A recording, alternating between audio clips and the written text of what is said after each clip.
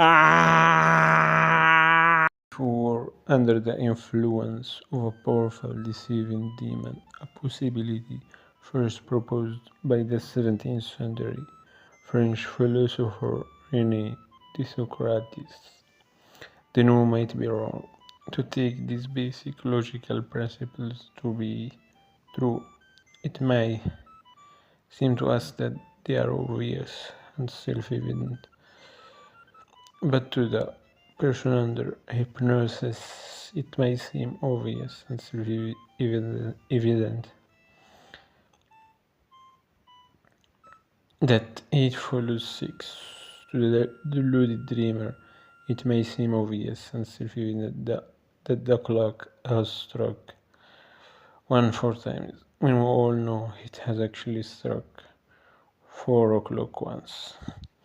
The idea of a deceiving demon may seem a little crazy, but the same doubt can be introduced by other means.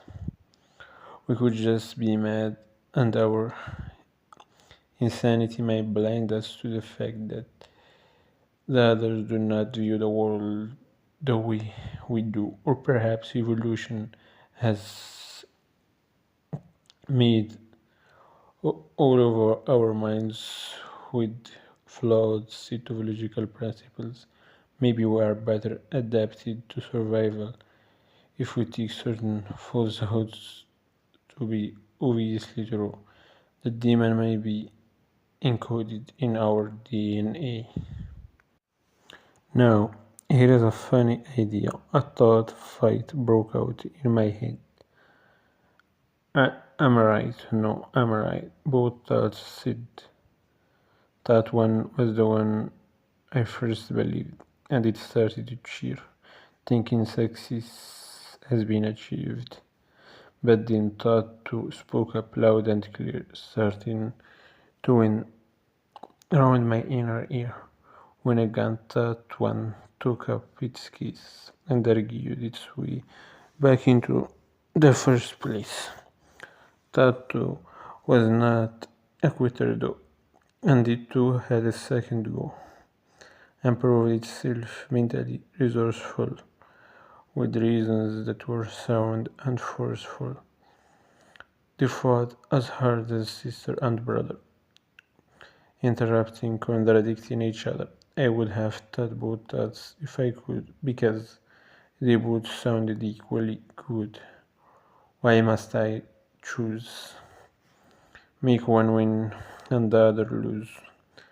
The answer: there has to be a victory. The two of us are contradictory.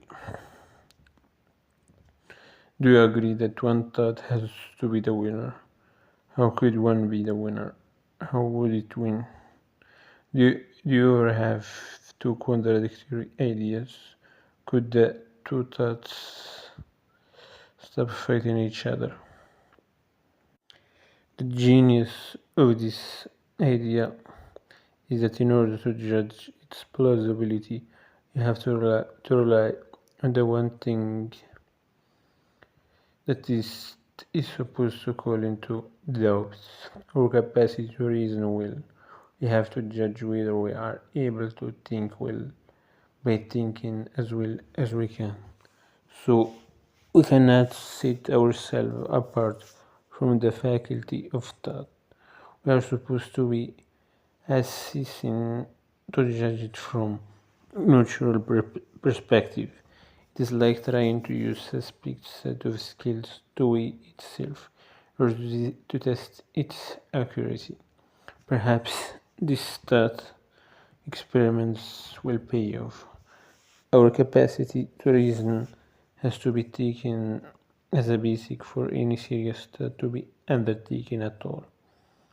We can doubt whether any particular piece of reasoning is sound by thinking hard about it, but we cannot doubt whether our general capacity for reason is flawed or not.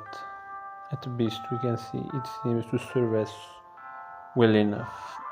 Is that enough to vindicate rationality, or does it leave it weakened? Now, before I go, or before I forget, here is one last thing.